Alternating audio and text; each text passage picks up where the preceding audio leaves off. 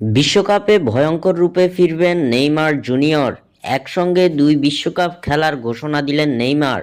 Saudi club Al হিলালের হয়ে খুব বেশি একটা ম্যাচে এখন পর্যন্ত মাঠে নামতে পারেননি ব্রাজিলিয়ান তারকা নেইমার জুনিয়র। আল হিলালে যোগ দেওয়ার পর থেকে ইনজুরির কারণে মাঠের বাইরে অবস্থান করতে হচ্ছে তাকে। দীর্ঘ এক বছরের এসিএল ইনজুরি কাটিয়ে এফসি চ্যাম্পিয়ন্স কাপে মাঠে ফিরলেও আবারও নতুন করে চোটে পড়েছিলেন ব্রাজিলিয়ান এই ফরওয়ার্ড। দলটির হয়ে এখন পর্যন্ত নেইমার খেলেছেন মোটে মাত্র 7টি ম্যাচ।